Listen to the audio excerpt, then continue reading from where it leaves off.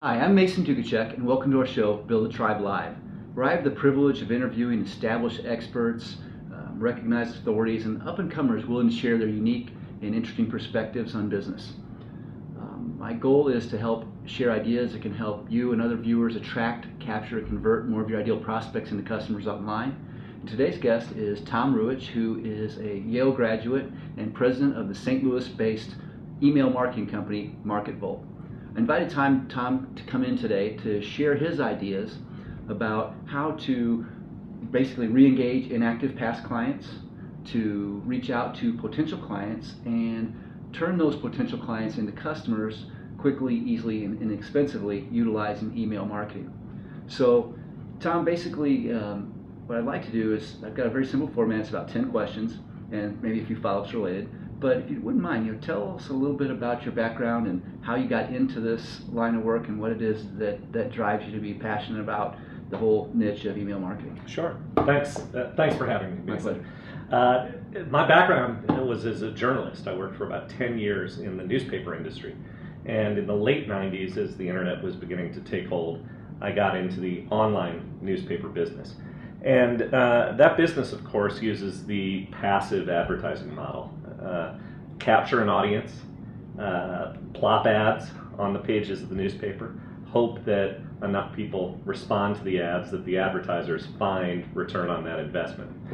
But what began to fascinate me as the internet took hold is the opportunity for interactive advertising, where buyers and sellers could connect in a much more of a dialogue, and media like email was at the forefront of that movement. So around the year 2000, I hatched the idea for MarketVolt. We didn't invent email marketing, of course, but we were pretty early into the game, and we jumped in. And what really began to interest us most was this idea that it wasn't just about putting out a message and hoping it sticks. It was about having conversations with your prospective customers, your clients, learning from them based on how they interacted with your email, opening, clicking, and so forth, using that knowledge to instruct your product development, but also to understand who your true prospects are, what your different people's interests are. And we've been doing it now for 12, 13 years and built a successful business and helped a lot of businesses grow as a result. Well, I appreciate you setting aside time to visit with me. I'm sure our viewers will be able to benefit from some of your experience. Like I said, I've got about 10 basic questions. Mm-hmm. I might as well get started. Let's do it. Over the last few years, social media has generated a lot of buzz, and businesses seem to overlook email and say email's dead.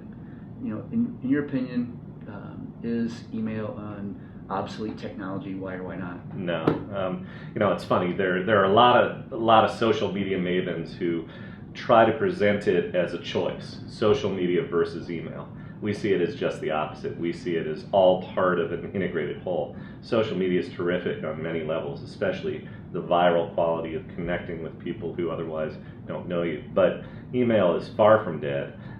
In fact, all the data show that in terms of converting sales on the e-commerce level, in terms of separating prospects from suspects and using it to really move people through a sales process, email remains as effective as it was 5, 6, 7, 8 years ago, and in many ways more so. What I noted before is that the power of email marketing is in engaging those with whom you've already connected. And as you engage, you can begin to move people through the sales funnel, separate prospects from suspects, because when they click, they're interested in whatever it may be. Email is still a very powerful marketing tool.